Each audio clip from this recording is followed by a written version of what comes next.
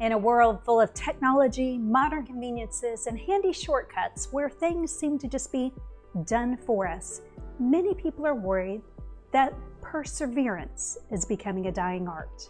But for others whose very lives were forged through discipline and hard work, they tell another story.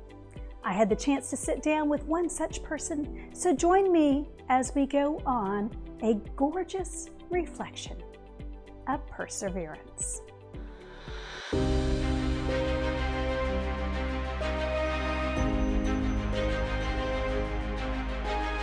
I think if you do sport only for the result, I actually think you won't be able to do it. If what you do is for the result and if what you do is for winning, you will quit. Because anything that's worth doing in life, you will lose more than you will win. The things that you win easily are not worth doing. The things that are difficult to do, you will lose them more often than you will win. Is we are here to learn who we are. We are here to learn why we're here, and we're here to learn where we're going. And I believe that humans are kind of like a piece of coal, that it only becomes a diamond when you put it under pressure.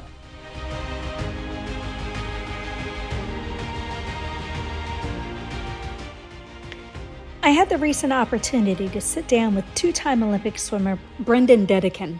Both Brendon and his wife Ashley spent time as two of the top swimmers in the world, achieving the type of successes that others only dream about. But it didn't come easily for either one of them. There were quite a few bumps along the way, and even today, Brendon has a rare heart condition that forces him to reach back for that same discipline that made him a star in the pool. So growing up in South Africa, I grew up on a 4,000-acre farm with no electricity, no running water, with three sisters and my mom and dad. And it was a very colorful and enjoyable childhood. But now that I'm 47 and I look back, it was very unique. We were a family that were kind of out in the middle of nowhere. There's no 911 that you can call that comes and helps you. And so you have to be very responsible as an individual. And you have to be reliable and trustworthy and hardworking, because there's no one there to help you if you don't get it done. I swam in the rivers a lot as a kid growing up, and so there's a disease called bilharzia. And bilharzia is a parasite that goes into your bloodstream and lives off of the oxygen in your bloodstream. And so I took multiple treatments of the medicine to get cured, and it took me several times to get cured. And so just kind of going through my life, the disease was something that probably hindered me to a certain extent, from a standpoint of took some of my energy away. But I was always very high energy regardless. But there was a period of time where I would say my mom would probably say that it maybe caused me to be delayed in my development and puberty and those things. Maybe it's not directly correlated, but it was one of the things that I had to struggle with in my life. Persevering through that childhood sickness helped Brendon learn the value of hard work, which translated over into the world of competitive swimming. I think that people that work hard on a daily basis, on an ongoing basis, I think it's a combination of multiple elements. I think part of it is discipline. Disciplined people do what they have to do when they have to do it, not what they want to do when they want to do it. I also think hard work beats talent when talent doesn't work hard, because hard work builds talent, but talent doesn't build hard work.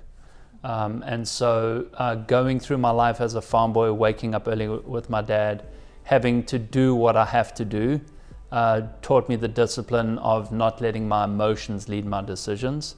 So that's part of it. The things that you win easily are not worth doing. The things that are difficult to do, you will lose them more often than you will win. So it's really more about having the adventure of climbing Mount Everest than the definition of success being reaching the summit. Brendon took the lessons he learned about hard work and perseverance in swimming and applied it to business.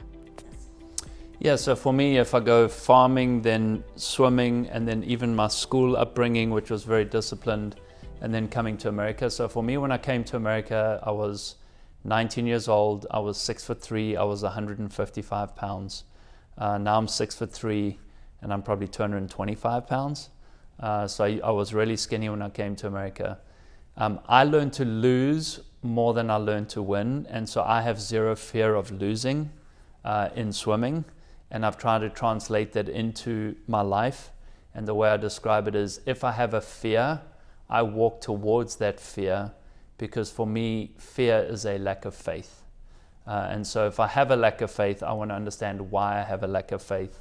And so there's a lot of fundamentals in the sport of swimming and in my life upbringing that have allowed me the discipline to do what I have to do when I have to do it, because everybody does it when it's easy. Very few people do it when it's hard.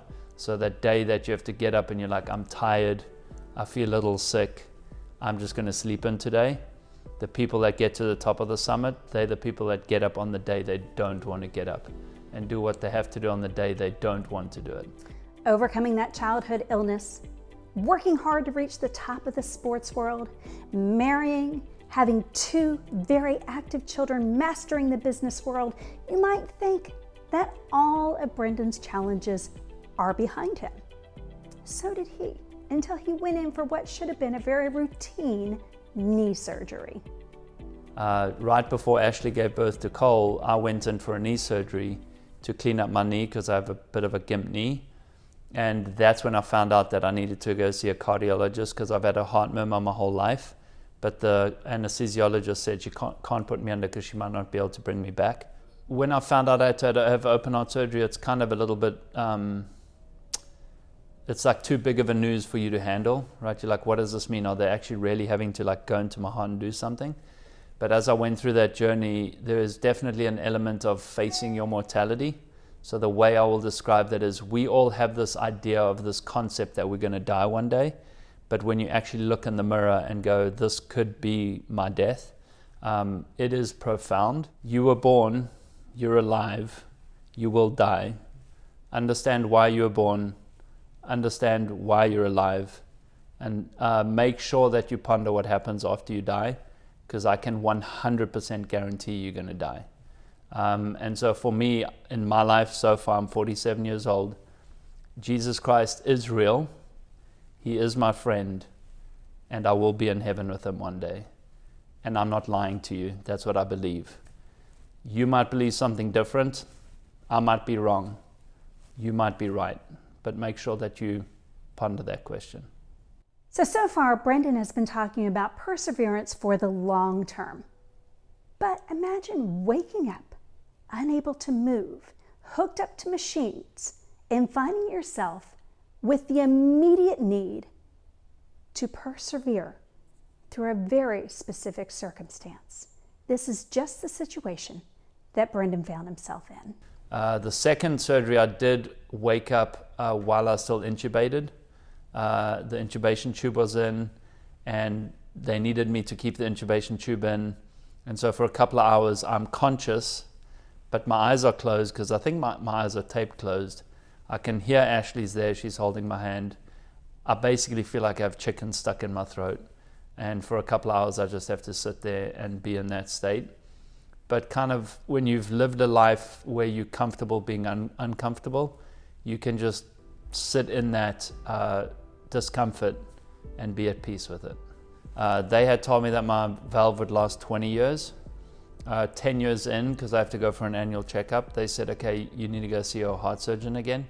And so I made the decision, look, I'm going to get another tissue valve, which will take me from 45 to about 60. And then at 60, I'll decide whether I get another tissue valve or then go mechanical.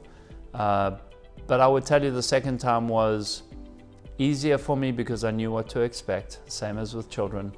And I'd say if you can understand the expectation of what you expect for something to be, it's a lot easier. So for me, the second time, I was like, look, I'm probably going to make it through the surgery because I made it through the first time.